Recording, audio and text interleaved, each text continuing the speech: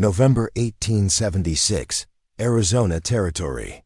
When rancher Jacob Whitmore found a dying Apache warrior collapsed outside his cabin, he did the unthinkable. He brought him inside, gave him his own bed, and sat watch through the freezing night. But when the sun broke over the ridge at dawn, Jacob heard it, the thunder of hooves, dozens of them, closing in fast on his lonely homestead. Would this single act of mercy be the last decision he ever made? Before we jump back in, tell us where you're tuning in from, and if this story touches you, make sure you're subscribed, because tomorrow I've saved something extra special for you. The wind had teeth that night. Jacob Whitmore stood in the doorway of his cabin, watching the November darkness swallow the last traces of twilight. The cold bit through his worn flannel shirt, the kind of cold that made a man's bones ache with memories of warmer days. He'd been about to bolt the door when he heard it, a sound that didn't belong to the wind or the distant howl of coyotes. A scraping, irregular, human. Jacob's hand instinctively moved to the rifle mounted beside the door.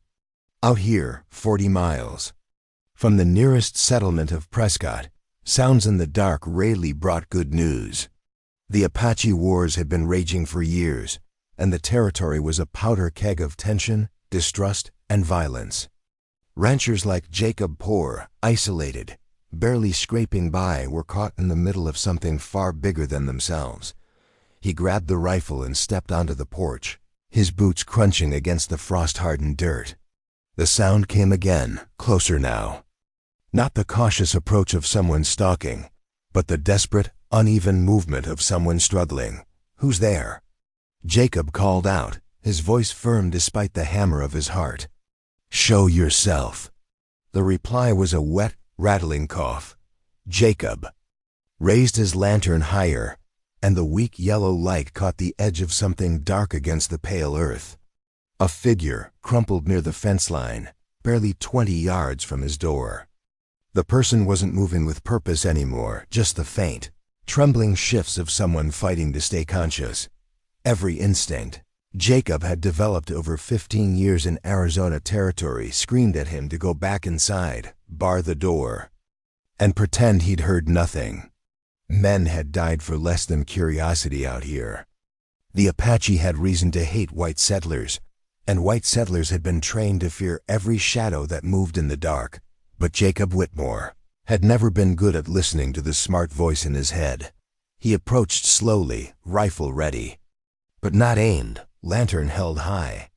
As he drew closer, details emerged from the darkness. A man, face down in the dirt. Dark hair, long and matted with something wet. Clothing that looked like a mix of traditional Apache dress and scavenged cloth. And blood, more blood than Jacob had seen outside a slaughterhouse, pooling beneath the man's torso and staining the ground black. Jacob crouched down, keeping his distance, and nudged the man's shoulder with the rifle barrel. "Hey, you here?" "Me?" The man's head turned slightly, and in the lantern light, Jacob saw his face. Young, maybe 25, with strong features carved by hardship and pain. His eyes cracked open dark, fierce eyes that held no threat now, only the glazed look of someone standing at death's door. "Water," the man whispered in English, the word barely audible. Jacob's mind raced. This was an Apache warrior, no question about it.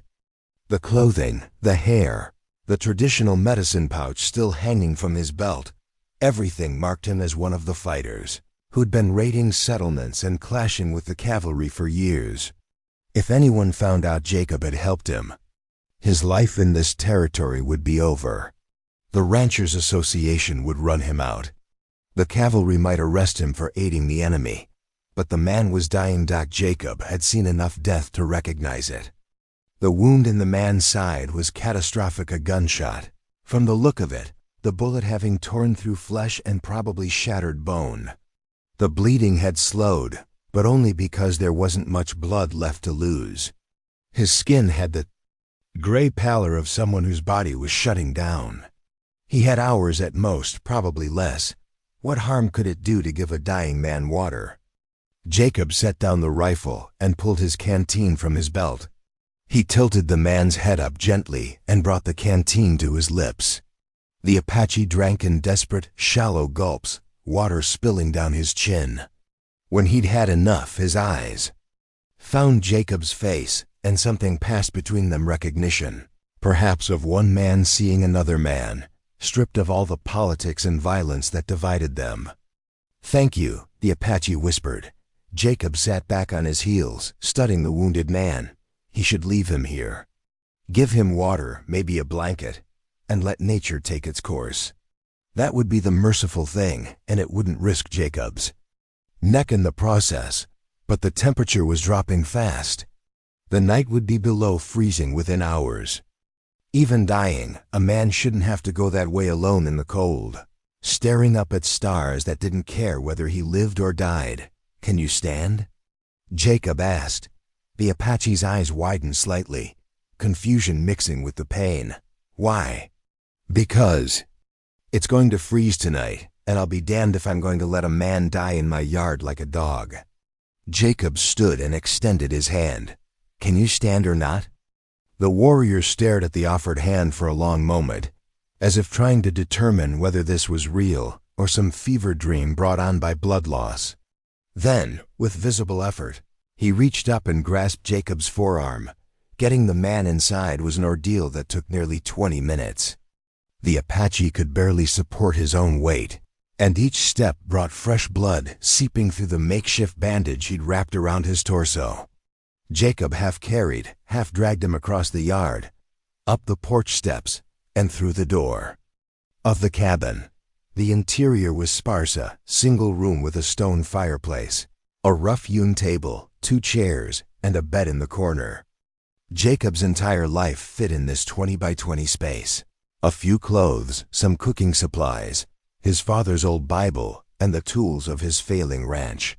He guided the wounded man to the bed and eased him down onto the thin mattress. The Apache groaned as he settled, his hand pressed against the wound. His breathing was shallow and rapid, the sound of lungs working overtime to keep a failing body alive. Jacob lit the oil lamp on the table and turned up the flame, flooding the cabin with light. In the brightness, the full extent of the man's injuries became clear. The gunshot wound was the worst of it, but there were other marks, 2 older scars, the kind that came from a life of fighting. A knife wound across his shoulder, partially healed. Burns on his forearm that looked like they'd come from a fire.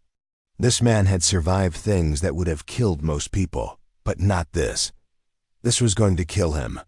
"I'm going to look at that wound," Jacob said, moving to the basin where he kept his washing water.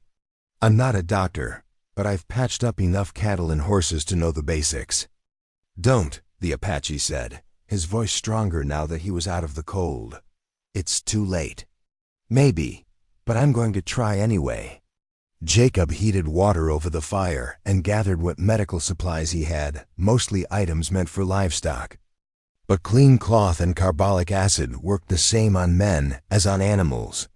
When he returned to the bedside, the warrior was watching him with those intense dark eyes, studying Jacob as if trying to solve a puzzle. "Why are you doing this?" the Apache asked. "You know what I am." Jacob wrung out a cloth in the hot water and began carefully cleaning the area around the wound. "I know you're a man who's been shot and is dying in my cabin. That's all I need to know right now. Your people killed my family." The words hung in the air between them, heavy with pain and accusation. Jacob paused in his work, meeting the warrior's gaze. "I'm sorry for that," Jacob said quietly. "Truly I am, but I didn't kill them." "Your people?" "Yeah, my people." Jacob resumed cleaning the wound, his movements gentle despite the terrible damage he was seeing. The bullet had gone clean through, at least, which meant no digging around for lead. But it had torn through something important on the way, maybe the liver, maybe the intestines. Either way, it was a death sentence without a real doctor, and even then, the odds would be slim. "Just like your people killed settlers, killed women and children, burned homes. We fight for our land." "I know," Jacob applied carbolic acid to the wound, and the Apache hissed through clenched teeth. And the settlers think they're fighting for their future, and the cavalry thinks they're keeping the peace. Everybody's got their reasons, and everybody's got blood on their hands. That's how wars work. You don't sound like most white men. Jacob began wrapping clean cloth around the warrior's torso, binding the wound as tightly as he could without restricting breathing. I'm not most white men. I came out here to raise cattle and be left alone. I don't care about manifest destiny or civilizing the frontier or any of that political horseshit the newspapers print. I just want to live my life. Then why help me? It was a fair question, and Jacob wasn't entirely sure he had a good answer. He tied off the bandage and sat back, wiping his hands on a rag. The cabin was warming up now, the fire crackling cheerfully in the hearth, oblivious to the drama playing out in front of it. When I was 12, Jacob said slowly, I got separated from my family during a snowstorm in Missouri. I wandered for 2 days, half frozen, no food, no shelter. Finally collapsed in front of a farmhouse. The man who lived there was Black, a freedman who'd bought his land after the war. My daddy had fought for the Confederacy. Had some pretty strong opinions about black folks, none of them good. Jacob stood and poured water from the kettle into a tin cup, adding a splash of whiskey from his dwindling supply. He brought it to the Apache and helped him drink. That man took me in anyway, Jacob continued. Fed me, warmed me up, sent word to my family. When my daddy came to collect me, he didn't even thank the man, just took me home and told me never to speak of it. Said it was shameful that Whitmore had been saved by someone like that. The Apache listened, his eyes never leaving Jacob's face. I never forgot that man's kindness, though. And I never forgot my daddy's cruelty. So when I see someone dying in my yard, I don't think about what side they're on or what war we're supposed to be fighting. I think about what kind of man I want to be. Jacob pulled up a chair and sat down beside the bed. And I don't want to be my daddy. Silence settled over the cabin, broken only by the crackling fire and the warrior's labored breathing. After a while, the Apache spoke again, his voice softer now. My name is Ashki. It means boy in my language, though I have not been a boy for many years. Jacob Whitmore. And you can have the bed for as long as you need it. You would give your bed to your enemy? You're not my enemy. You're a wounded man who needs rest. Jacob stood and grabbed a blanket from the chest at the foot of the bed. I'll sleep in the chair. Won't be the first time. Ashki's eyes followed Jacob as he settled into the chair and wrapped the blanket around himself. The cavalry will come looking for me. Probably. If they find me here, they will kill you too. Then we'd better hope they don't find you here. Why? Are you not afraid? Jacob adjusted the blanket and closed his eyes. Who says I'm not? I'm scared as hell. But being scared never stopped anyone from doing the right thing.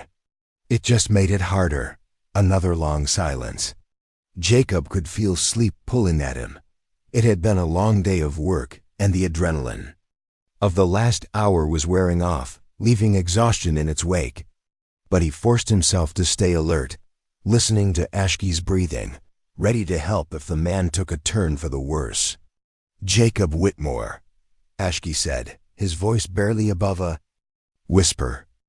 Preparing and narrating this story took us a lot of time, so if you are enjoying it, subscribe to our channel. It means a lot to us. Now back to the story. Yeah, I will remember this. Just rest, save your strength. But Ashki wasn't finished. If I die tonight, and I think I will, I want you to know something. 3 days ago I was with a raiding party. We were going to attack your ranch. Jacob's eyes snapped open, his hand instinctively moving toward the rifle leaning against the wall. Ashki continued, his words coming slow and deliberate. We watched your ranch for 2 days. We saw how you struggled. How you worked from sunrise to sunset, trying to keep your cattle alive, trying to fix your fences. We saw that you were alone, that you had almost nothing. Why didn't you attack?"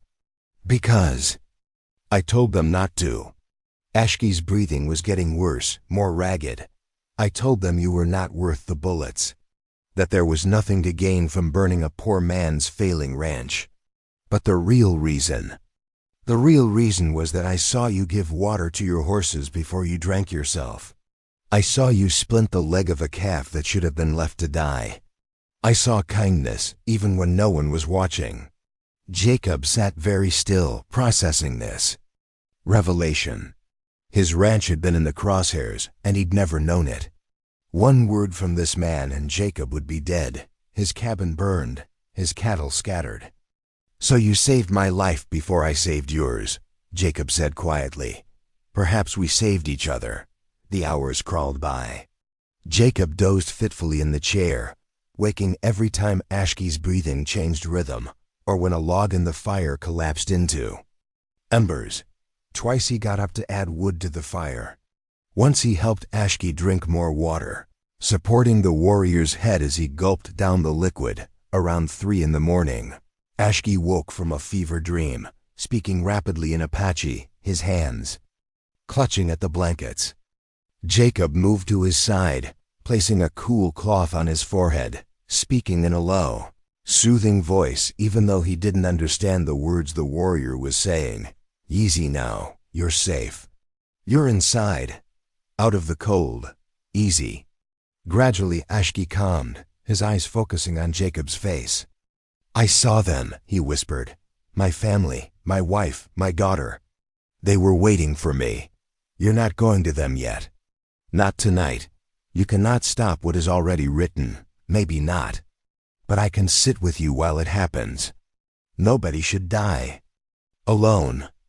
As dawn approached, the fever broke, and Ashki fell into a deeper, more restful sleep. Jacob watched the sky through the cabin's single window, seeing the black fade to deep blue, then to the pale gray of pre-dawn. The wind had died down during the night, leaving an eerie stillness over the land. He should be exhausted. He should be terrified. He should be questioning every decision that had led to this moment, harboring an Apache warrior in his cabin while the territory teetered on the edge of full-scale war. Instead, he felt a strange sense of peace, whatever happened. Next, whatever consequences came from this night, Jacob knew he'd made the right choice.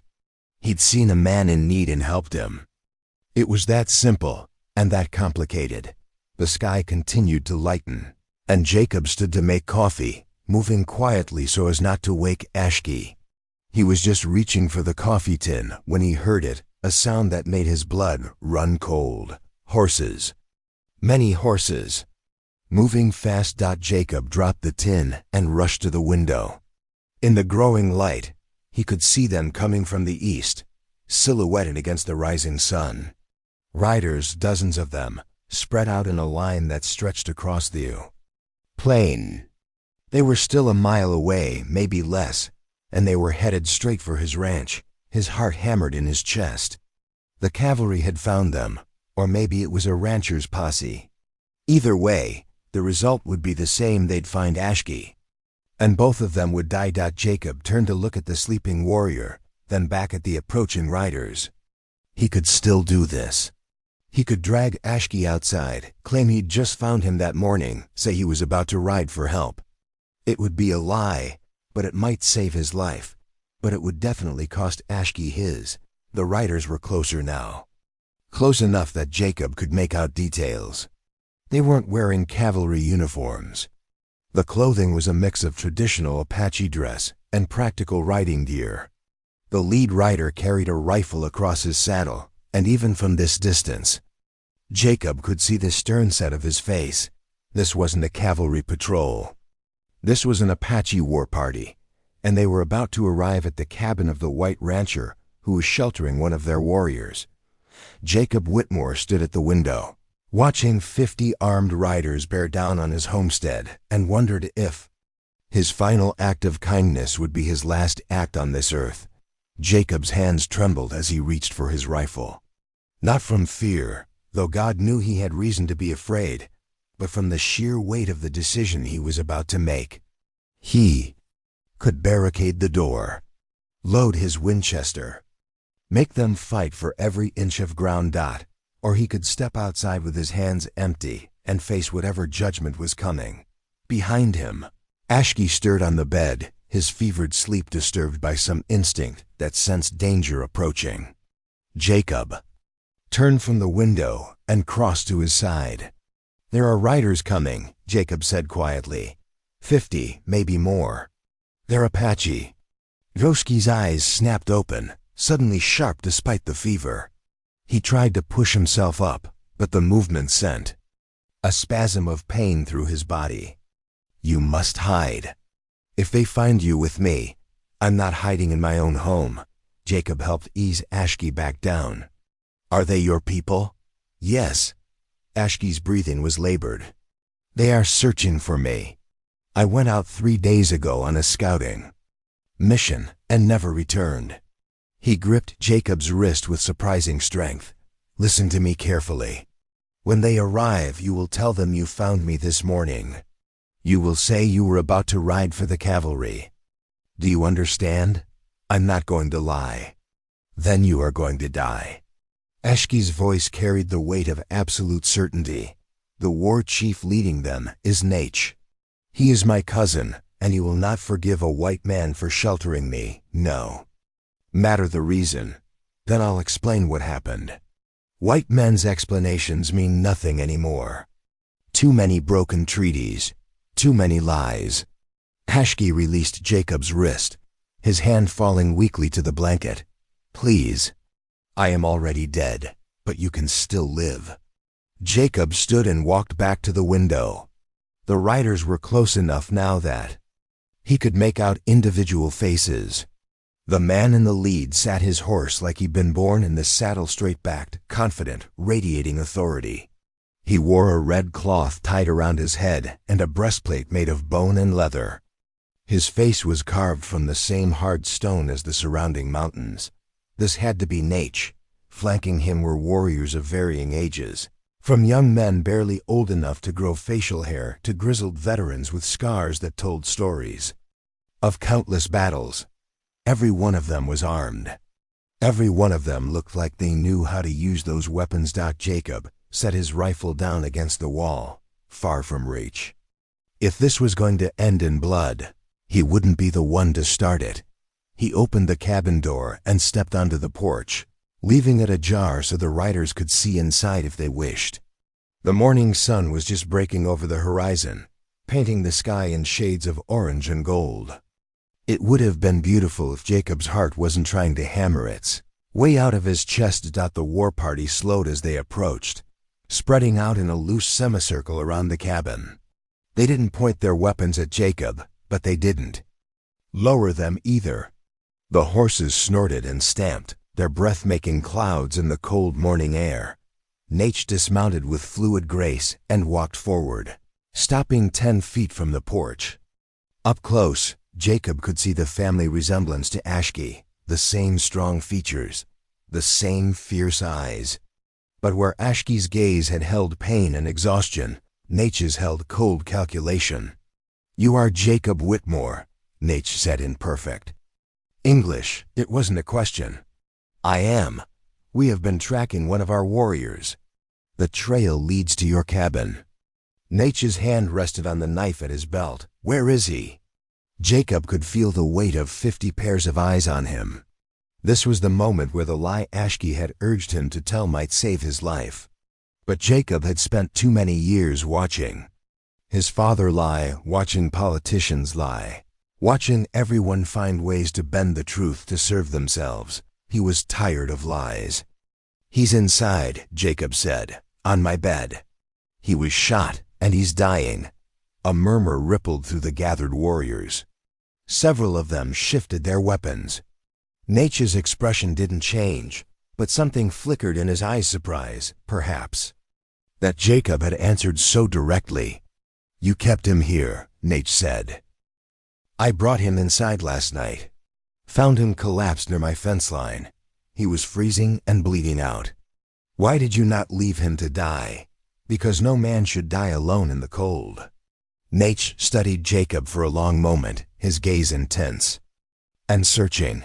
You are either very brave or very foolish. Perhaps both. Probably both, Jacob agreed. But he's still alive, and you're welcome to see him. Just ... He's weak. The wound is bad. Nach gestured to two of his warriors, who dismounted and approached the cabin. Jacob stepped aside, letting them enter. He could hear them moving inside, speaking in rapid Apache to Ashki. The response was weak but audible. Ashki was conscious enough to answer. The warriors emerged a moment later and reported to Nach in their own language. Jacob couldn't understand the words, but he understood the tone. Grim, clinical, the assessment of men who'd seen enough death to recognize its approach. Nach climbed the porch steps and entered the cabin without asking permission. Jacob followed, uncertain whether he was still a host or a prisoner in his own home. Inside, Nach knelt beside the bed, his hand resting on Ashki's shoulder. They spoke in Apache, their voices low and intense. Jacob stood by the door, feeling like an intruder in the intimate moment between cousins who might be saying goodbye. After several minutes, Nach stood and turned to face Jacob. His expression was unreadable. Ashki tells me you shared your bed with him, that you tended his wound, that you gave him water and shelter when you could have left him to die or turned him over to the cavalry. That's true. He also tells me that you know he is Apache, that you knew this when you brought him inside. Nach took a step closer. Why? It was the same question Ashki had asked, and Jacob still didn't have a good answer. He looked past Nach to where Ashki lay watching, his face pale but his eyes alert. Because I'm tired of all the killing, Jacob said finally. Tired of the hate. Tired of watching good people die over land and politics, and things that won't matter 100 years from now. I saw a man who needed help, and I helped him. That's all. That's all, Nach repeated, his tone suggesting he found this explanation insufficient. You risk your life, your home, your safety, for that's all? What else is there? Jacob spread his hands. I can't stop the war. I can't bring back the dead on either side. I can't fix what's broken between our peoples. But I could give a dying man a warm place to rest, so I did. Nach was silent for a long time, his gaze never leaving Jacob's face. The cabin felt too small for the weight of what was happening. Outside, Jacob could hear the warriors talking among themselves, their voices a low rumble of conversation. You know what the cavalry did to my village last winter? Nach asked. Suddenly Jacob shook his head. They came at dawn when the people were sleeping. They said they were looking for raiders. They burned our lodges, killed our horses, shot a grandmother who could not run fast enough. Nach's voice remained steady, but Jacob could see the pain behind the words. Ashki's wife and daughter died in that raid. Burned alive when the soldiers set fire to his home. The words hit Jacob like a physical blow. He looked at Ashki, saw the grief etched into every line of the warrior's face, and understood something he hadn't before. This wasn't just about war and territory. This was about families torn apart, lives destroyed, a whole people fighting for survival. I'm sorry, Jacob said, knowing the words were inadequate. There's no excuse for that. None. No, Nach agreed. There is not. Just as there was no excuse when our warriors killed a family of settlers 2 months ago.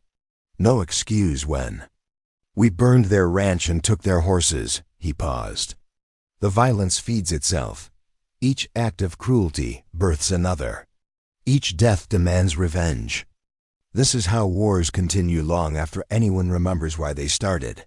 Jacob nodded slowly. So where does it end? I do not know. But I know that Ashki made a choice 3 days ago when he spared your ranch. And you made a choice last night, when you spared his life. Nach walked to the cabin's single window and looked out at his waiting warriors. These choices ... they are small things in a great war. They change nothing and everything. What happens now? Jacob asked. Nate turned back to face him. That depends on what you want to happen. I want Ashki to live, but I'm guessing that's not up to me. You are correct. He will die, probably before nightfall. The wound has damaged too much inside. Nate's matter-of-fact delivery made the statement even more brutal. But he can die here, in warmth and peace, or we can take him back to our camp. The choice is his. They both looked at Ashki, who had been listening to the entire conversation. The warrior's face was drawn with pain, but his eyes were clear. I would stay here, Ashki said softly, if the rancher permits it. You're welcome to stay as long as you need, Jacob said immediately. Ashki managed a weak smile. That I will die in the bed of a kind man. There are worse ways to leave this world. Nate returned to his cousin's side and knelt again, taking Ashki's hand in his own. They spoke in Apache, words that Jacob couldn't understand, but whose meaning was clear enough. Goodbye, brother. I'll see you on the other side. Your death will be remembered. When Nate stood, there were tears in his eyes, though his face remained composed. He walked to Jacob and extended his hand in the white man's custom. Jacob took it, and they shook, two men from different worlds, meeting in the middle over the body of a dying warrior. My warriors will stay, Nate said. We will camp near your ranch and wait. When Ashki passes, we will take his body and return to our lands. Until then, you will be under our protection. No harm will come to you. That's not necessary. It is necessary. Nate's tone brooked no argument. You showed honor to one of our people. We will show honor to you. It is the Apache way. He called out orders in his native language, and the warriors began dismounting, setting up a temporary camp in the field beyond Jacob's fence line. Some started gathering wood for fires. Others tended to the horses. The camp took shape with practiced efficiency, the warriors moving with the coordinated ease of men who'd done this 1,000 times before. Jacob watched from the porch, still trying to process what was happening. 24 hours ago, his biggest concern had been whether he had enough feed to get his cattle through the winter. Now he had an Apache war party camped in his yard and a dying warrior in his bed. One of the younger warriors approached the cabin carrying a leather pouch. He spoke to Nate in Apache, who nodded and then turned to Jacob. Dakota is a healer. He would like to examine Ashki, if you permit it. Of course. Dakota entered the cabin and went to work immediately, unwrapping the bandages Jacob had applied and examining the wound with gentle, knowledgeable hands. He pulled various herbs and powders from his pouch, mixing them into a paste that he applied directly to the injury. Then he produced a leather flask and helped Ashki drink from it. Medicine for pain, Nate explained. It will help him rest. Whatever was in the flask worked quickly. Within minutes, the lines of tension around Ashki's eyes had smoothed, and his breathing became easier. Not better, the warrior was still dying, but less labored, less agonized. Thank you, Jacob said to Dakota, who nodded and left the cabin to report to the other warriors. The morning wore on. Nate remained in the cabin, sitting in the chair Jacob had occupied during the night, keeping vigil over his cousin. Jacob busied himself with small tasks, making coffee, preparing a thin broth that Ashki might be able to keep down, adding wood to the fire. Normal things, in a situation that was anything but normal. Around mid-morning, one of the warriors brought fresh game, a rabbit, already cleaned and prepared for cooking. He presented it to Jacob with a formal nod, speaking in halting English. For the rancher, you show honor to our brother. We show honor to you. Jacob accepted the gift, humbled by the gesture. He prepared the rabbit over the fire, and the smell of cooking meat filled the cabin. When it was ready, he offered portions to Nate and tried to get Ashki to eat some of the broth, but the warrior could only manage a few sips before falling back. Exhausted by even that small effort. As the sun climbed higher, more warriors came to the cabin, one or two at a time, to pay their respects to Ashki. They brought small gifts, a carved bone, a woven bracelet, a feather from an eagle. Each visitor spoke to the dying warrior in Apache, and though Jacob couldn't understand the words, he recognized the ritual of it. This was how warriors said goodbye to one of their own. Between visitors, Nach told Jacob stories. Not the stories of battles and raids that Jacob expected, but stories of Ashki's life. How he'd been a skilled hunter even as a boy. How he'd courted his wife with songs and gifts for 3 months before she agreed to marry him. How he'd wept with joy when his daughter was born, holding the tiny baby and swearing to protect her with his life. He kept that promise, Nach said quietly. When the cavalry came, he tried to get them out, fought through the flames to reach them, but the smoke was too thick and the fire too hot. He came out with burns on his arms and emptiness in his heart. Jacob listened, picturing a man not so different from himself, someone who'd worked hard, loved his family, tried to build a life in an unforgiving land. The fact that Ashki was Apache and Jacob was white seemed less important with each story. Nach shared. After that day, Nach continued, Ashki became harder. He rode with the raiding parties, fought in every battle. Some of the elders said he was looking for death, that he fought without care for his own life, because he wanted to join his wife and daughter. But he didn't die, Jacob said. No, he survived every raid, every fight. It was as if the spirits were not ready to take him yet. Nach looked at his cousin, now sleeping peacefully under the influence of Dakota's medicine. Perhaps they were waiting for this, for him to find one last moment of peace before the end. The afternoon sun streamed through the window, painting the rough cabin walls in shades of gold. Outside, the Apache camp had settled into an almost domestic routine. Warriors sat around fires talking in low voices. Some repaired weapons or tended to their horses.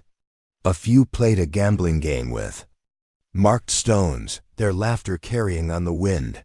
Jacob stepped outside, needing air and space to think. One of the warriors, an older man with gray streaking his long hair, approached and offered him a pipe. They smoked together in silence, watching the sun track across the sky. Two men who should have been enemies finding common ground in the presence of death. When Jacob returned to the cabin, he found Nach staring at the wall where Jacob's father's Bible sat on a rough shelf alongside a few other books. "You are a Christian?" Nach asked. "My father was." "Me, I'm not sure what I am. I believe in being kind to people." "Is that a religion?" "If it is one with few followers." Nach picked up the Bible and turned it over in his hands. "The missionaries came to our lands when I was young. They spoke of a God who loved all people, who taught peace and forgiveness. Then the cavalry came, and they wore crosses around their necks while they burned our homes. People have a way of twisting faith to justify whatever they want to do," Jacob said. "I think the God those missionaries talked about would be pretty disgusted with most of what's been done in his name." Nach set the Bible back on the shelf. "Ashki once told me that the Apache and the whites are not so different. We both fight. For our families, we both believe our cause is just. We both think the other side is the enemy." He turned to face Jacob. "But perhaps there are no sides. Perhaps there are only people trying to survive." Before Jacob could respond, Ashki stirred on the bed, his eyes opening with sudden clarity. The medicine Dakota had given him was wearing off, but something else had changed too. His breathing had become shallower, more irregular. The gray pallor of his skin had deepened. Nach was at his cousin's side instantly, taking his hand. Jacob moved to the other side of the bed, unsure if his presence was welcome, but unwilling to leave. "Is it time?" Nach asked softly in English, perhaps so Jacob could understand. "Yes," Ashki whispered. "I can see them. My wife, my daughter. They're waiting for me at the edge of the light. Then go to them, brother. Your fight is over. Ashki's eyes found Jacob's face. Thank you, rancher. You gave me something I thought I had lost. What's that? Jacob asked, his throat tight. Hope. Hope that not all white men are the same. Hope that there are still those who see us as human beings. Ashki's voice was fading, each word an effort. Tell your people. Tell them we are not monsters. We are fathers and mothers, sons and daughters. We bleed the same blood. I will, Jacob promised. I'll tell them. Ashki smiled, his eyes already looking at something beyond the cabin walls. The light is beautiful, he whispered. Like sunrise over the mountains, like the day my daughter was born. His breathing stopped. His hand went slack in Nature's grip. And just like that, Ashki was gone. The cabin fell silent except for the crackling of the fire. Nate sat motionless, still holding his cousin's hand, his head bowed. Jacob stood on the other side of the bed, watching a warrior mourn, and felt tears tracking down his own cheeks for a man he'd known less than a day. After several minutes, Nate stood and walked to the door. He stepped outside and raised his voice, speaking to the gathered warriors in Apache. His announcement was met with silence, then a collective wail of mourning that rose into the sky like smoke from a fire. The warriors began preparing for the burial ceremony, moving with solemn purpose. They brought Ashki's horse to the cabin, a magnificent paint stallion that one of them had been caring for during the search. They wrapped Ashki's body in a blanket decorated with symbols Jacob didn't recognize, but understood were sacred. Nate turned to Jacob. We will take him to the mountains, to the place where his family is buried. He will rest with them. I'd like to help if you'll let me. You have already helped. You gave him dignity in death. That is enough. But it wasn't enough for Jacob. He watched as the warriors carefully lifted Ashki's body and secured it to the horse. He watched as they began the rituals of their people, singing songs in voices that carried across the plain. And he knew that something fundamental had changed in him during the long night and day. He couldn't unhear Ashki's stories, couldn't unsee the grief in Nature's eyes, couldn't go back to thinking of the Apache as faceless enemies. They were people, complicated, flawed, struggling people just like him. As the sun began its descent toward the horizon, the war party prepared to leave. One by one, the warriors came to Jacob, offering him formal nods or brief words in English. Thank you for my brother. You are a good man. May the spirits protect you. Nate was the last to approach. He reached into his shirt and pulled out a necklace, a simple leather cord with a small turquoise stone. This belonged to Ashki, Nate said. He would want you to have it. Jacob accepted the gift with both hands, feeling the weight of it, not physical weight, but the weight of meaning, of connection, of responsibility. I don't know what to say. Say nothing. Just remember. Nate mounted his horse and looked down at Jacob. You are under Apache protection now. If anyone threatens you because of what you did, send word to the mountains. We will come. I don't think that'll be necessary. You are wrong. When your people learn that you sheltered an Apache warrior, they will turn on you. Humans are tribal creatures. We punish those who show kindness to the other side. Nate gathered his reins, but you will survive. Because you have honor, and honor is stronger than hate. The war party moved out, Ashki's horse walking in the center of the formation, carrying its burden toward the mountains. Jacob stood in front of his cabin and watched until they disappeared into the distance. 50 riders and one dead warrior heading toward the setting sun. Only then did he allow himself to collapse onto the porch steps, exhaustion and emotion finally overwhelming him. He sat there as darkness fell, turning the turquoise stone over in his hands, and wondered what the morning would bring. 3 days passed before the first rider came. Jacob had spent those days trying to return to his routine, mending fences, checking on his cattle, hauling water from the creek.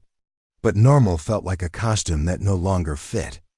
Every time he entered the cabin, he saw Ashki lying on the bed, heard Nature's voice telling stories of a life cut short.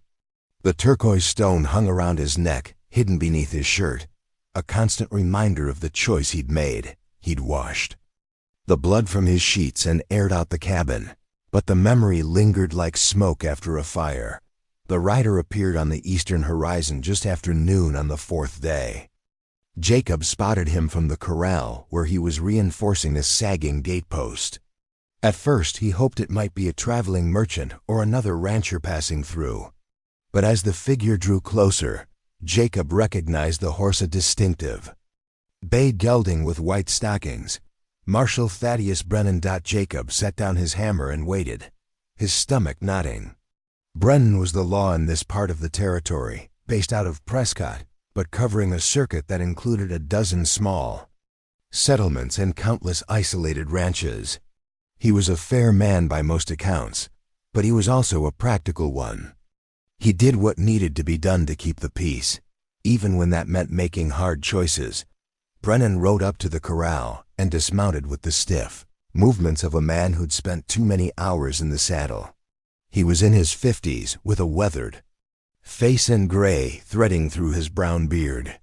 His eyes took in everything: the cabin, the corral, Jacob's tense posture before he spoke. "Then you're a fool." Brennan mounted his horse and looked down at Jacob.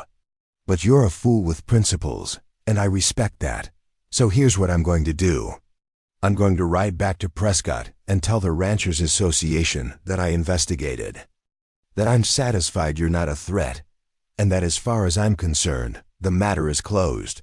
"Why would you do that?" "Because 15 years ago, my daughter got lost in the desert. Apache woman found her, gave her water, brought her to the edge of town, and disappeared before I could even thank her.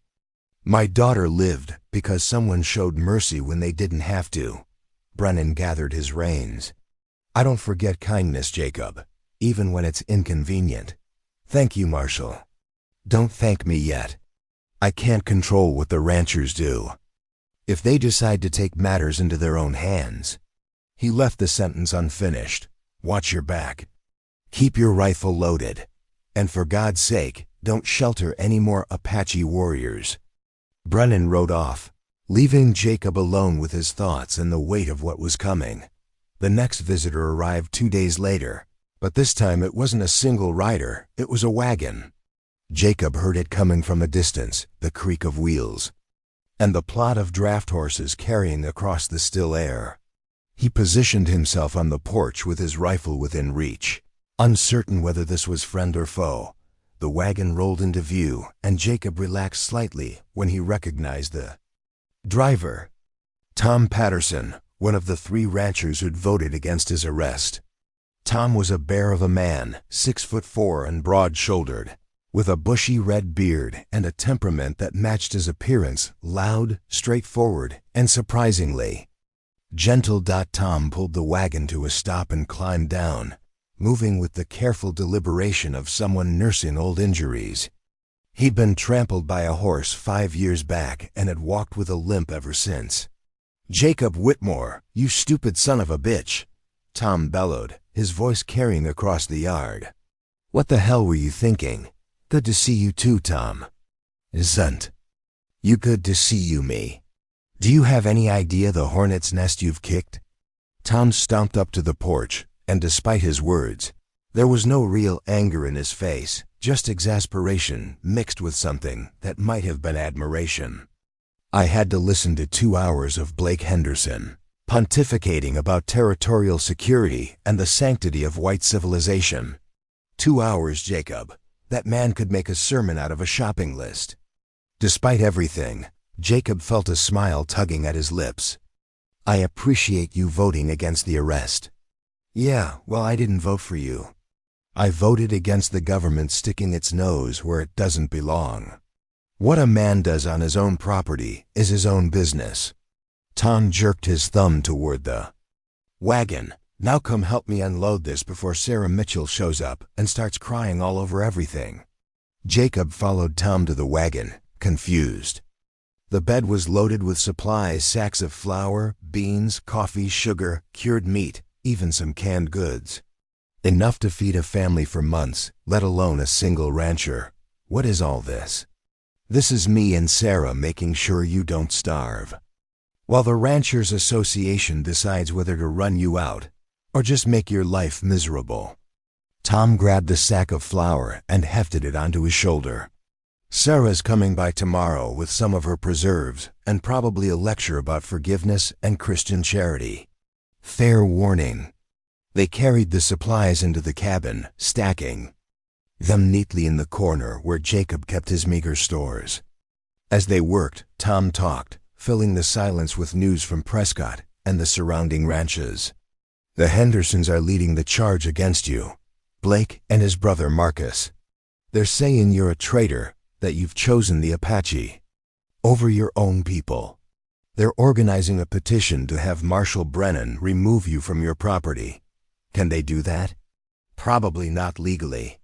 But since when has that stopped angry men with guns?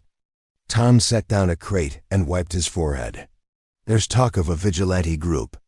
10, maybe 12 ranchers who think justice moves too slow through official channels. They're calling themselves the Territorial Guard, which is a fancy name for a lynch mob. Jacob's hand unconsciously moved to the turquoise stone under his shirt. When? Don't know. Could be next week. Could be next month. Could be they're just blowing hot air and nothing comes of it. Tom fixed Jacob with a serious look. But if I were you, I'd sleep light and keep that rifle handy. These are dangerous times for a man with unpopular convictions. They finished, unloading in silence, each lost in their own thoughts. When the last sack was inside, Tom lingered by his wagon, clearly wanting to say something, but struggling with the words. For what it's worth, he finally said, I think you did the right thing. Maybe not the smart thing, but the right thing. This territory is drowning in blood, and somebody's got to be willing to stop the cycle, even if it costs them everything. Might cost more than I have to give. Might, or it might be the thing that changes everything. Tom climbed into the wagon and picked up the reins. My grandfather used to say that history is made by fools who don't know when to quit. Looks like you're in good company. He drove off, leaving Jacob with enough supplies to weather a siege and the uncomfortable knowledge that he might need them. Sarah Mitchell arrived the next morning as promised, but she didn't come alone. With her was her teenage son, Daniel, and Father Xavier from the Catholic mission in Prescott. They came in a small buggy, and Sarah immediately enveloped Jacob in a hug before he could even greet her properly. You brave, foolish man, she said, her eyes already wet with tears. What you did was beautiful and terrifying, and I've been praying for you every night. Sarah was in her 40s, a widow who ran her ranch with the help of her son and a few hired hands. She had a reputation as one of the toughest negotiators in the territory when it came to cattle sales, but also as someone who'd give you the shirt off her back if you needed it. Father Xavier was older, with white hair and the patient demeanor of someone who'd spent decades listening to confessions. He approached Jacob with a warm smile and extended his hand. Mr. Whitmore, I've heard much about your act of mercy. I wanted to meet the man who chose compassion over safety. It wasn't that noble, Father. I just did what felt right. That is precisely what makes it noble. Father Xavier glanced at the cabin. Might we come inside? I have something to discuss with you. They settled around Jacob's small table, and Sarah unpacked her basket jars of preserves, fresh bread, a container of her famous apple butter. Daniel remained quiet, watching Jacob with the wide-eyed fascination of a young man witnessing something significant, but not quite understanding it yet. Father, Xavier folded his hands on the table.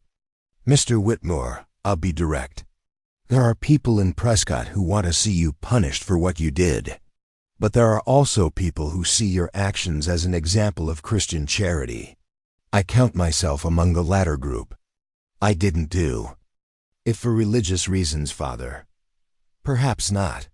But the result was the same. You showed love to your enemy, just as Christ commanded. Whether you intended to or not, you lived out the gospel more fully than most of us manage in a lifetime. He paused. That's why I'm here. The church can offer you sanctuary if things become dangerous. Our mission is neutral ground. No one would dare attack you there.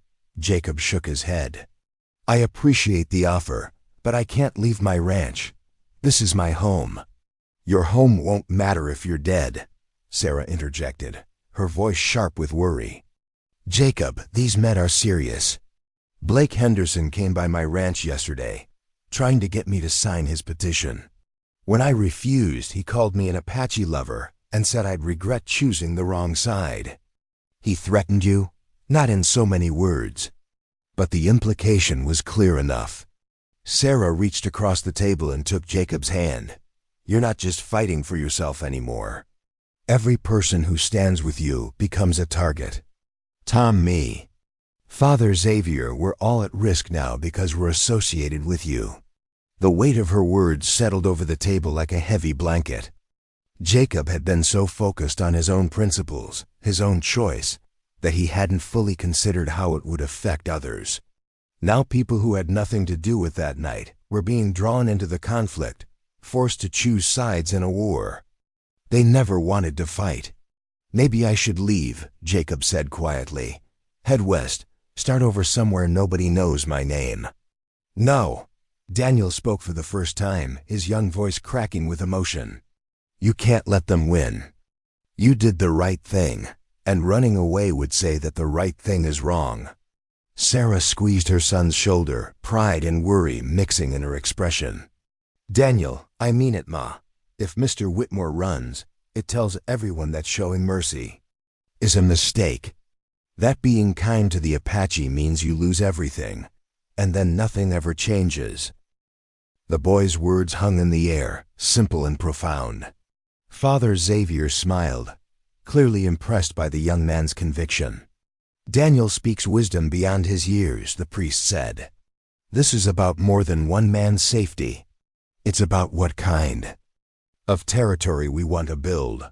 One founded on fear and hatred, or one where mercy can exist alongside justice. Pretty words, Father, but I'm not sure they'll stop bullets. Perhaps not, but they might stop the men holding the guns. Father Xavier stood and walked to the window, looking out at the ranch. I will speak to the congregation this Sunday. I will tell them what you did and why it matters. I will remind them that we are called to be peacemakers, not warriors. Some will listen, others won't. But every voice against violence matters. They stayed for another hour, sharing the food Sarah had brought, talking about practical matters how Jacob could fortify his cabin, where he could go if he needed to hide, who he could trust if things went bad. It was like planning for a war, except the enemy wasn't a foreign nation but his own neighbors. When they finally left, Jacob stood on the porch and watched the buggy disappear down the trail. The sun was high overhead, the sky a brilliant blue, the land stretching out in all directions. Beautiful country. Harsh country. Country worth fighting for. He touched the turquoise stone beneath his shirt and thought of Ashki's last words. Tell them we are not monsters. We are fathers and mothers, sons and daughters. That night, Jacob couldn't sleep. He lay on the bed where Ashki had died, staring at the ceiling, listening to the sounds of the night. Around midnight, he gave up and went outside. Sitting on the porch steps with his rifle across his knees, the stars were brilliant, undimmed by any town lights, scattered across the sky like diamonds on black velvet. Somewhere out there, Nate and his warriors were looking at the same stars. Somewhere out there, families on both sides were mourning losses they could never recover. And here he sat, caught in the middle, trying to figure out how one small act of kindness had spiraled into something so much larger. He was still sitting there when the first flicker of firelight appeared on the eastern horizon. At first, Jacob thought it was dawn breaking early. But dawn didn't move like that, didn't dance and spread and grow brighter with each passing minute. This was fire, real fire, and it was coming from the direction of the Patterson Ranch. Jacob stood, his heart pounding, watching the orange glow spread across the sky. The Territorial Guard, or whoever they were, had made their move. But they hadn't come for him. They'd gone after Tom Patterson first. Jacob ran to the corral, his mind racing. He could saddle his horse, ride to help Tom, but by the time he got there, it would be too late. The fire was already too big, too established.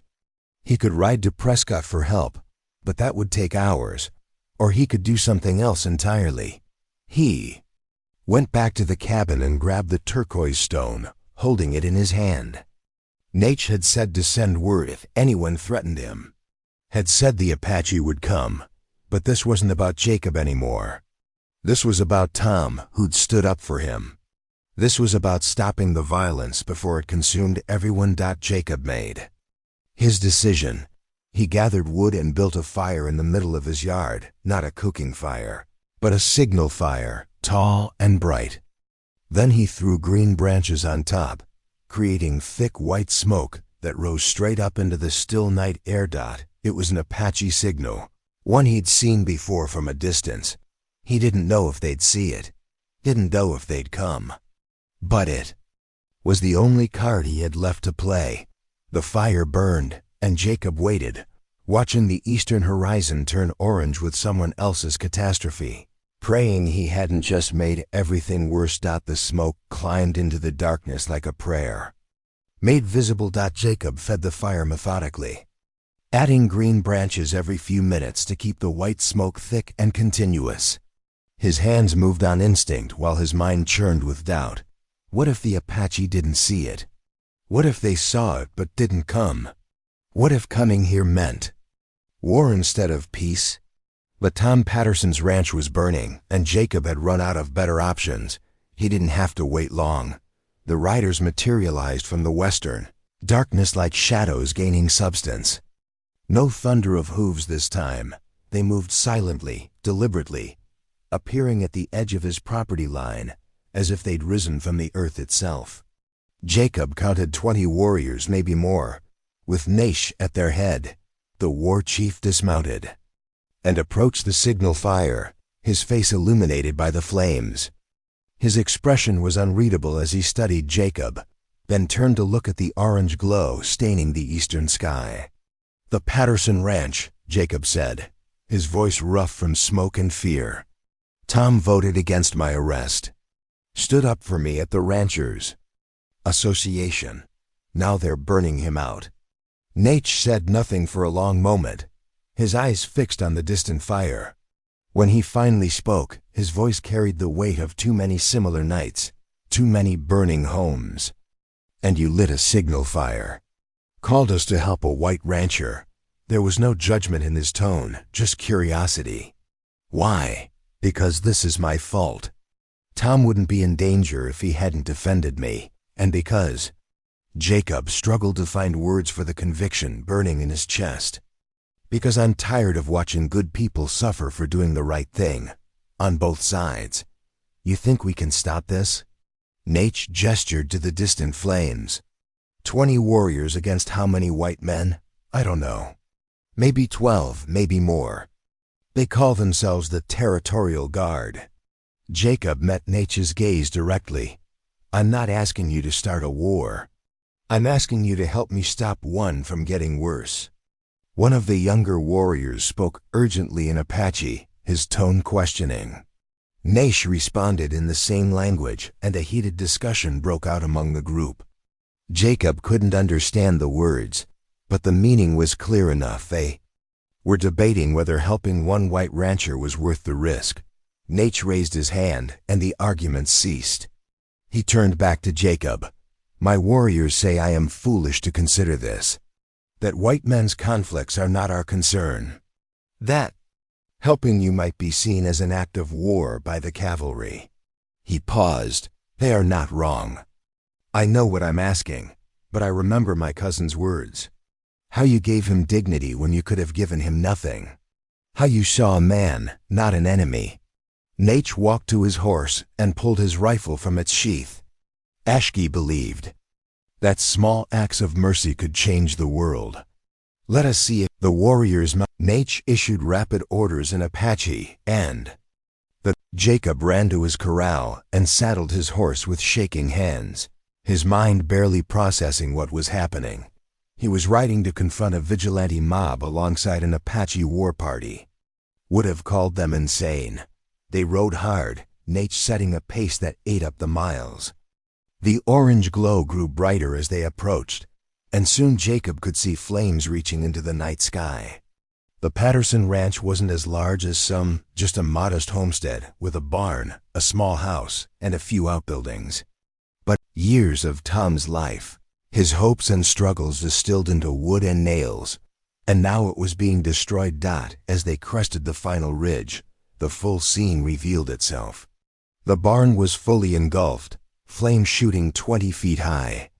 The house was burning too, smoke pouring from broken windows. A group of mounted men sat their horses in a loose semicircle, watching their handiwork.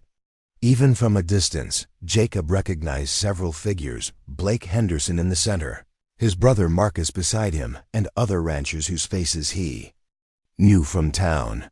But what made Jacob's blood run cold was the sight of Tom Patterson on his knees in the yard, hands bound behind his back.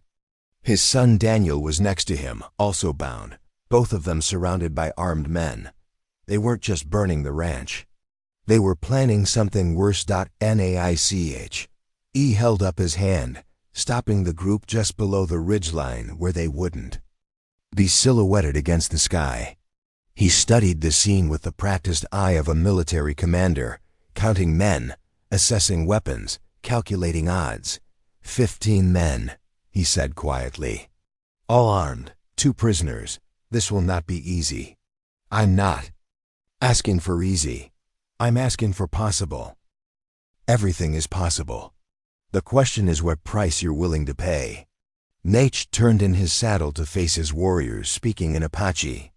Jacob caught a few words he'd learned. Careful. Alive. No killing unless necessary. The warriors nodded, their faces grim but focused. We will surround them, Nate explained to Jacob. Make them think they face a much larger force. Sometimes the threat of violence is enough to stop violence. And if it's not enough, then we do what we must. They moved into position with practiced silence, warriors disappearing into the darkness on both sides of the burning ranch. Jacob stayed with Naiche and 3 others, positioned directly behind the vigilante group. His heart hammered so hard he was certain everyone could hear it. When everyone was in place, Naiche raised his rifle and fired a single shot into the air. The effect was immediate and electric. The vigilantes wheeled their horses, weapons coming up, eyes searching the darkness for the source of the shot. Blake Henderson shouted orders, trying to organize his men into a defensive formation, but they were already rattled. Then Naiche spoke, his voice carrying across the yard with absolute authority. You are surrounded. 20 Apache warriors in the darkness with you in the light of your own fires. Put down your weapons. The demand hung in the air. Jacob could see the vigilantes' faces in the firelight: fear, confusion, calculation. Blake Henderson's expression cycled through all of them before settling on defiant rage. This is white man's business, Naiche, Blake shouted back. You've got no stake in this. You are wrong. Naiche urged his horse forward into the firelight, and Jacob followed, his rifle held ready but not aimed. You burned the ranch of a man who showed honor. This makes it my business. The appearance of a white man riding alongside the Apache war chief sent a visible shock through the vigilantes. Several of them exchanged confused glances. Marcus Henderson pointed at Jacob, his voice rising with accusation. Whitmore, you brought savages to threaten white men. You really are a traitor. I brought men who understand honor better than you do, Jacob shot back. Tom Patterson stood up for what was right, and you're trying to burn him alive for it. He stood up for you, a man who gave aid and comfort to our enemies. Blake Henderson's face was twisted with fury. You harbor Apache warriors. You forfeit your right to live among civilized people. I gave shelter to a dying man. That's all. That's all." Blake gestured wildly at the burning buildings. "You've invited wolves into our midst. Every Apache you help is another settler who dies, another family destroyed. Your mercy is our death sentence." Jacob felt the truth of those words like a blow. The fear these men carried wasn't irrational. It was born from real loss, real grief, real terror. The territory had been bleeding for years, and every family had been touched by the violence in some way. But burning Tom Patterson's ranch wouldn't stop the bleeding. It would just add more fuel to the fire. "I understand your fear," Jacob said. And he meant it. "I understand you've lost people. That you're angry and scared and looking for someone to blame. But Tom Patterson isn't your enemy. Neither am I. We're all just trying to survive in a place that's tearing itself apart." "Survival means protecting your own," Marcus Henderson shouted. "It means choosing sides, and you chose wrong. I chose mercy over murder. I chose to see a human being instead of an enemy. If that's wrong, then I don't want to be right." More warriors appeared at the edge of the firelight, emerging from the darkness on all sides. The vigilantes saw them. Now shadows with rifles, forming an ever-tightening circle. The mathematics of the situation became brutally clear. They were outgunned, outmaneuvered, and standing in the light while their opponents owned the darkness. Blake Henderson's hand tightened on his rifle, and for a moment Jacob thought the man might actually start shooting. But then Father Xavier's voice cut through the tension. "Enough!" The priest appeared from behind the house, his white collar visible in the firelight. He walked directly into the standoff, positioning himself between the vigilantes and the Apache warriors with either tremendous courage or complete insanity. "In the name of God and common decency, put down your weapons. All of you." "Father, you don't understand," Blake began. "I understand perfectly. I understand that you're about to commit murder in the name of justice. That you're about to destroy everything this territory could become because you're too frightened to imagine a different future." Father Xavier's voice rose with passion. "I understand that you're standing on the edge of damnation, and I will not let you jump without a fight." Sarah Mitchell appeared next, walking out of the darkness with her rifle in hand. Then Henry Carver, the old rancher who'd voted against Jacob's arrest. Then others, ranchers and townspeople who'd followed the vigilantes, some to watch, some to participate, but now standing silent in the face of what was actually happening. "Blake Henderson," Sarah said, her voice steady despite the trembling of her hands, "you want to burn Tom Patterson's ranch? You'll have to burn mine too, because I stand with him. I stand with Jacob Whitmore. And I stand with anyone who chooses mercy over vengeance." "Same here," Henry Carver growled. "Been ranching in this territory for 30 years, and I've seen enough death to last a dozen lifetimes. I'm done with it." More voices joined in, one after another, people stepping forward to align themselves with Tom Patterson, with Jacob, with the fragile possibility of a different path. Not everyone. Several vigilantes remained hard-faced and unmoved. But enough. Enough to shift the balance. Blake Henderson looked around at his fracturing support, at the Apache warriors in the darkness, at the growing number of his own people turning against him. The fury in his face warred with the realization that he'd already lost.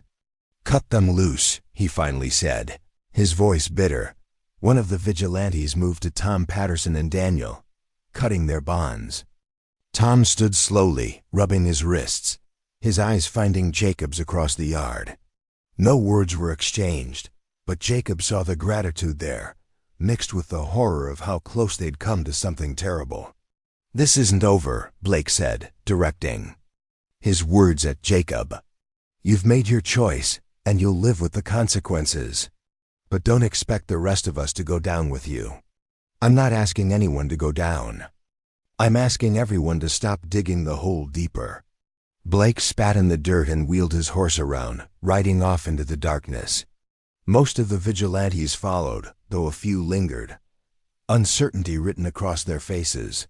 Eventually, they too dispersed, leaving behind the burning buildings and a yard full of people trying to process what had just happened. Nate dismounted and walked to where Tom Patterson stood. The two men regarded each other for a long moment. The Apache war chief and the white rancher, representatives of two worlds that had been trying to destroy each other for years. "Your home burns," Nate said simply. "Better my home than my family." Tom extended his hand. "Thank you for coming. For stopping this before ... He didn't finish the sentence. He didn't need to. Nate took the offered hand. Jacob Whitmore called. U.S. He believed we could prevent bloodshed. Perhaps he was right. Perhaps we all need to start believing things can be different, Father Xavier said, joining them. This territory has been at war for so long, we've forgotten how to imagine peace. The barn collapsed with a groan and a shower of sparks. Tom flinched but didn't look away from the destruction. Daniel stood beside his father, one arm around the older man's shoulders, both of them watching years of work reduced to ash. Sarah Mitchell approached Jacob, her rifle still in hand but lowered. "Now, that was either the bravest or stupidest thing I've ever seen anyone do. Probably both. Definitely both." She smiled despite the tears on her cheeks. "But it worked. You actually got the Apache and the settlers to work together. Even if just for one night. One night might be all we get. Then we'd better make it count." The warriors began withdrawing, melting back into the darkness as silently as they'd appeared. Nate remained a moment longer, speaking quietly with Jacob. "You understand what you've done tonight? Started something I probably can't finish. You've shown both sides that cooperation is possible. Some will see this as hope. Others will see it as a weakness to be exploited." Nate mounted his horse. "Blake Henderson will not forget this. He will see you as the reason his authority was challenged, his power diminished. Men like him do not forgive such things. I know. Be vigilant. Watch the roads. Trust few people." Nate paused. "But know that you do not stand alone. Apache protection still holds. If you need us, light the signal fire. I hope I won't have to." "So do I, but hope and reality are often strangers." Nate raised his hand in farewell. "Ashki chose well when he trusted you. May the spirits guard your path." The warriors disappeared into the night, leaving behind a group of exhausted settlers standing in the ruins of what could have been a massacre. Tom's house and barn were lost, but his life remained. His son lived.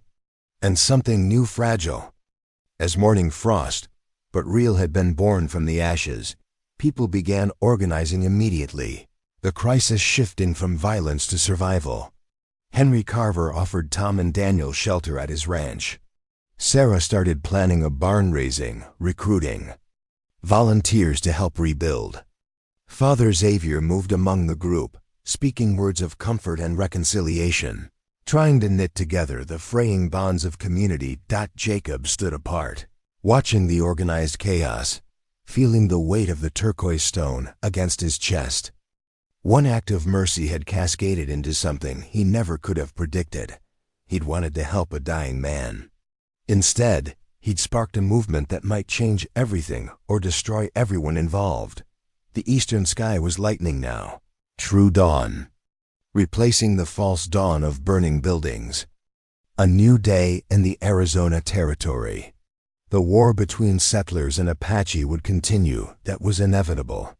But maybe, just maybe, there were enough people willing to imagine something different.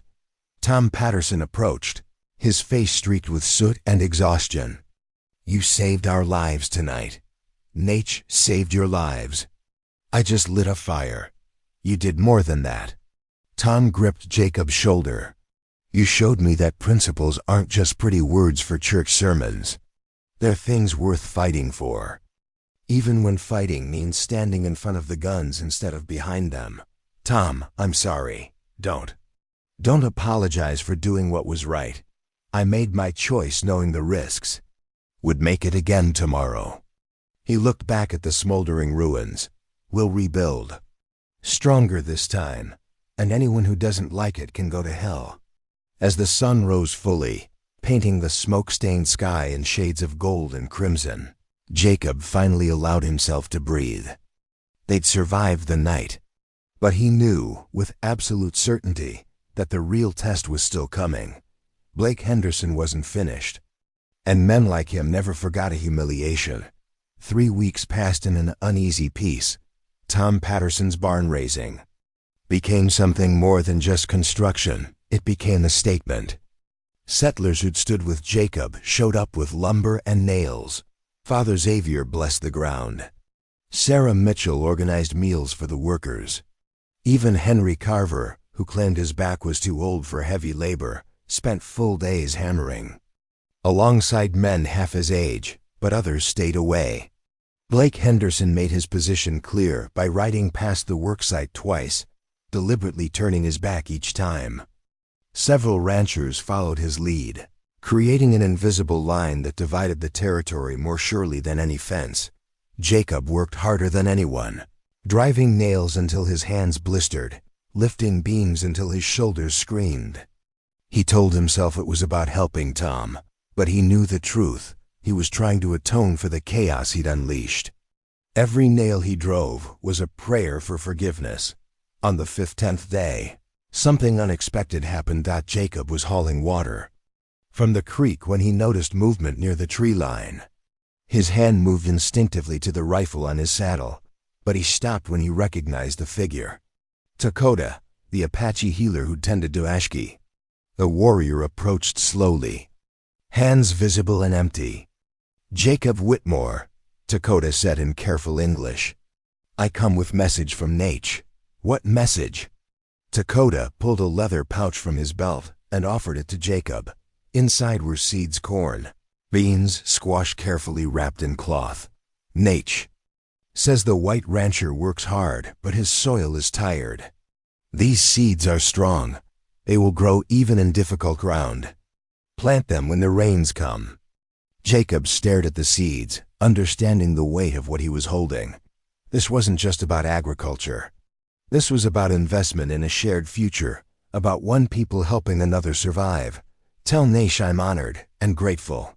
He also says Blake Henderson has been meeting with cavalry officers from Fort Verde. They speak of Jacob Whitmore, of Apache sympathizers who threaten territorial security." Dakota's expression grew serious. "Nate believes Henderson is planning something larger than burning barns. Be watchful." The warning settled in Jacob's stomach like a stone. He'd known Blake wouldn't let things rest, but involving the cavalry changed everything. The military had resources and authority that vigilantes lacked. If they decided Jacob was a genuine threat to territorial security, there would be nowhere to hide. "Thank you for the warning." Dakota nodded and turned to leave, but Jacob called after him. "Wait, how is Nate? How are your people?" The healer paused, seeming surprised by the question. "We survive. As we always have. Winter will be hard, but winter is always hard." He looked directly at Jacob. "Ashki's death changed something among our people. Nate tells his story often, how a white rancher chose mercy when hatred would have been easier. Some say it means nothing, but others wonder if change is possible. Is it? Possible, I mean. I do not know. But I know that Ashki died in warmth, instead of cold, with dignity instead of suffering. That is not nothing." Dakota disappeared into the trees, leaving Jacob alone with seeds and warnings. That night, Jacob couldn't sleep. He sat on his porch with his rifle and Dakota's words circling. His mind, Blake Henderson meeting with cavalry officers. Plans larger than burning barns. The fragile peace that had held for 3 weeks suddenly felt as thin as paper. He was still sitting there when he saw riders approaching from town. 4 of them, moving fast. Jacob stood, rifle ready, but relaxed when he recognized Marshal Brennan in the lead. The other 3 were cavalry soldiers in full uniform. This was it. Whatever Blake had set in motion was happening now. Brennan dismounted heavily, his face grave. "Jacob, need to talk to you," I figured. Jacob set his rifle against the porch post, a gesture of cooperation. "What did Blake tell them?" The marshal looked surprised. "You know, Apache sources. They're better informed than most newspapers." Jacob nodded to the soldiers. "So what's the charge? Aiding the enemy? Treason? Being stupid enough to think people can change?" One of the cavalry officers stepped forward, a captain with hard eyes and a harder jaw. "Mr. Whitmore, I'm Captain Lewis Fordham from Fort Verde. We've received reports that you've been collaborating with hostile Apache forces, providing them with intelligence about settler movements and defenses. That's a lie, is it? We have witness statements that you signaled Apache warriors, who then attacked American citizens at the Patterson Ranch." Jacob laughed, a bitter sound. Without humor. "Attacked? I signaled for help stopping Americans from murdering other Americans. The Apache prevented violence, they didn't cause it. The distinction is irrelevant. You called enemy combatants to interfere in domestic affairs." Captain Fordham pulled papers from his coat.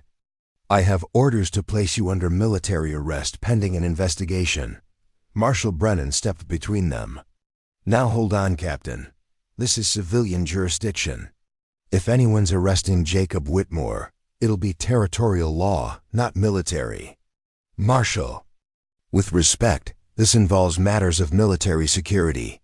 With respect." "Captain, I've been keeping the peace in this territory since before you were assigned here, and I say this is civilian business." Brennan's voice carried steel underneath. "The politeness. You want to investigate? Fine, investigate. But you're not taking him off his property without a proper warrant from a territorial judge." The 2 men locked eyes, and Jacob saw the power struggle playing out. The cavalry thought they ran the territory because they had guns and authority. But Brennan represented something older and more fundamental, the idea that law mattered more than force. Finally, Captain Fordham nodded curtly. "Very well. But Mr. Whitmore should consider himself under investigation. He's not to leave his property, and he's to have no contact with Apache forces." "Understood," Jacob said, though he had no intention of following orders that might get people killed. The cavalry rode off, leaving Brennan behind. The marshal walked up onto the porch and sat down heavily. "You're running out of friends, Jacob. I know. Blake Henderson has Senator Carleton's ear now. That's the only reason the cavalry's involved. Political pressure from Washington. They want to make an example of someone, show they're tough on Apache sympathizers." Brennan pulled out his pipe and began packing it. "If this goes to trial, you'll hang, not maybe definitely. They'll paint you as a traitor, and no jury in the territory will vote to acquit. So what do I do? You leave, tonight. Head west to California or south to Mexico. Start over somewhere your name doesn't mean Apache lover." Jacob looked out at his ranch, the corral he'd built with his own hands, the cabin where he'd watched Ashki die, the land he'd fought for 15 years to keep. Everything he had was here. Leaving meant admitting defeat, letting Blake Henderson and his fear win, but staying meant hanging. "I'll think about it," he said finally. Brennan lit his pipe and smoked in silence for a moment. "You know what the real tragedy is? You're probably right about all of it. The hatred, the cycle of violence, the need for someone to step outside the cycle and try something different. You're right, and it's going to get you killed. Maybe, or maybe it'll start something that outlasts me. That's a hell of a gamble. It's the only one worth making." The marshal left, and Jacob sat alone with his thoughts. He could run, abandon everything and start over. It would be the smart choice, the survival choice. But it would also mean that Blake Henderson and everyone who thought like him would win. It would mean that Ashki's death and his hope for change meant nothing. Jacob made his decision. He spent the next 2 days preparing. He gathered documents, letters from Tom Patterson, Sarah Mitchell, and others attesting to his character. He wrote down everything that had happened, creating a record in case he didn't survive to tell it himself. He planted Dakota's seeds in the small garden plot behind his cabin, watering them carefully even though he might never see them grow. On the third day, Father Xavier arrived with news that changed everything. "Jacob, the cavalry is coming back. Tomorrow, Captain Fordham has his warrant." The priest's face was pale. "Blake Henderson has organized. They plan to raid Apache camps while you're being arrested. Use the distraction to strike while Nature's attention is divided." "How do you know this?" "Daniel Patterson overheard them planning at the general store. The boy has sense enough to keep quiet and report what he heard." Father Xavier gripped Jacob's arm. "If this happens, dozens will die on both sides. Maybe hundreds. It'll be open war." Jacob felt the weight of it crushing down on him.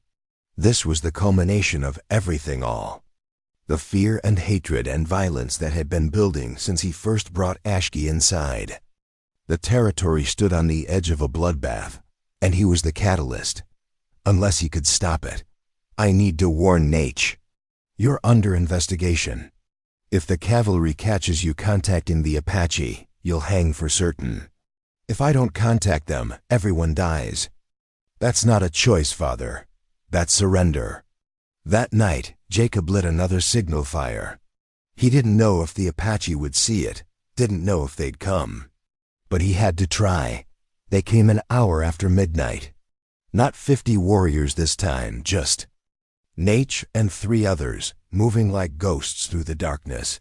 Nate's face was grim when he saw Jacob. "You light the fire again. What new crisis have your people created?" Jacob told him everything. The cavalry warrant, Blake Henderson's plan. The coordinated attack meant to happen while Jacob was being arrested. Nate listened without interruption, his expression growing darker with each detail. "Your Blake Henderson is more dangerous than I thought. This is not anger, this is strategy. He means to use you as the spark that justifies extermination. Can you protect your people? Move them somewhere safe? Perhaps. But running only delays the inevitable. Henderson will find another excuse, another opportunity." Nate was silent for a long moment. "Unless we remove the excuse altogether." "What do you mean?"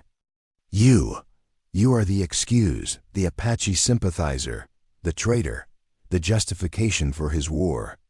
If you were gone, his plan falls apart." Jacob's blood ran cold. "You're saying I should run." "I am saying you should disappear. Not flee to California, where men might find you. Disappear completely." Nate's eyes held an unexpected warmth. "Come with us. Live among the Apache. We can protect you where the cavalry cannot reach." The offer hung in the air between them. Jacob stared at Nate, trying to process what he was hearing. Live among the Apache. Leave behind everything he knew, his ranch, his language, his entire identity, and become part of the people he'd been taught to fear. That's insane.